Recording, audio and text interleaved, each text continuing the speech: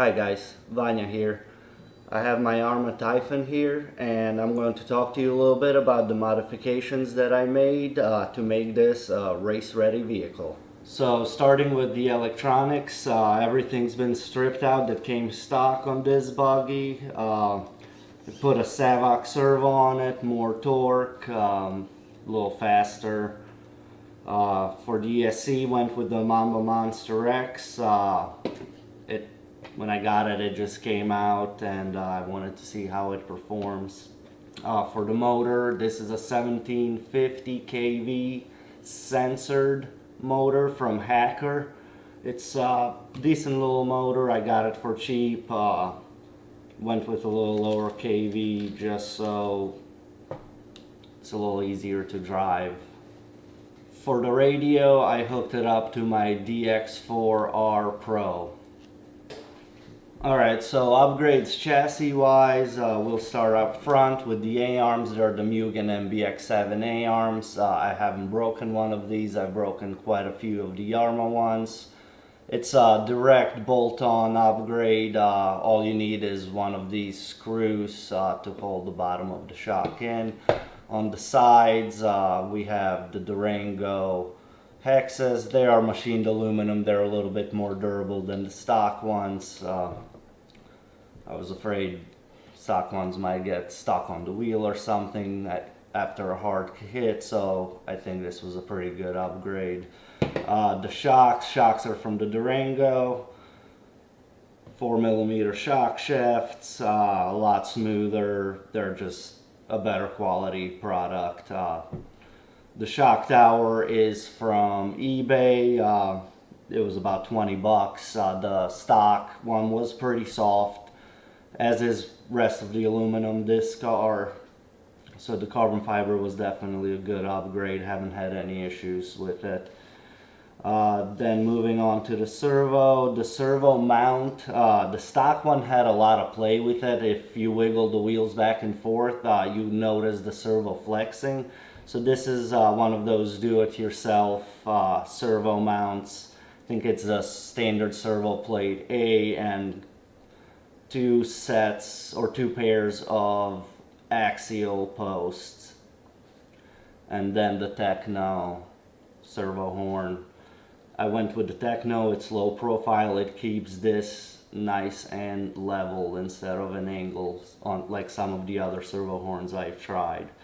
The middle, we have the center diff mount. It's just a motor mount. One side of it was cut off and mounted it on there instead of the plastic piece. Makes the bearings really last a lot longer, and I don't have much play in here right now on the outdrive, so that's nice. Made it all a little more snug. Moving back, again, the Durango hexes for durability, the shocks for smoothness and durability. I bent a lot of stock shock shafts on this car and haven't had an issue with these Durango shocks yet. Moving back here, this is a Techno wing. I've just had good luck with these. Had one sitting around, so I decided to throw it on. And on the back side, we have the T-Bone Racing rear skid plate.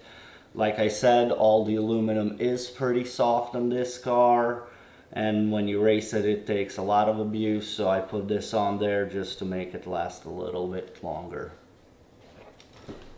Alright, now we're going to do a few laps around our 10 scale track. Unfortunately, our 8 scale track is underwater at the time of this filming. We won't be able to go there for a little bit, so let's see how it does.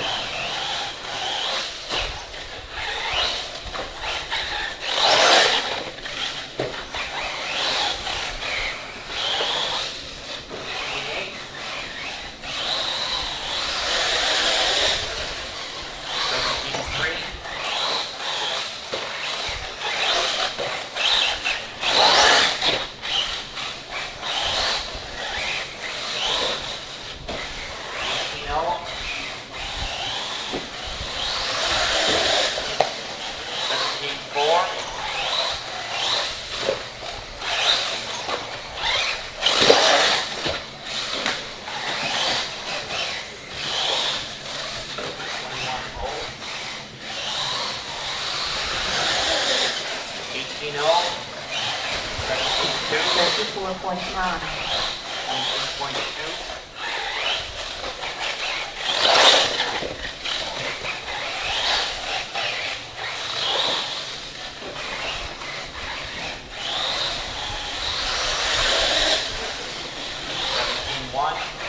So in conclusion, the upgrades did help a little bit towards performance. The shocks help with jumping and landing.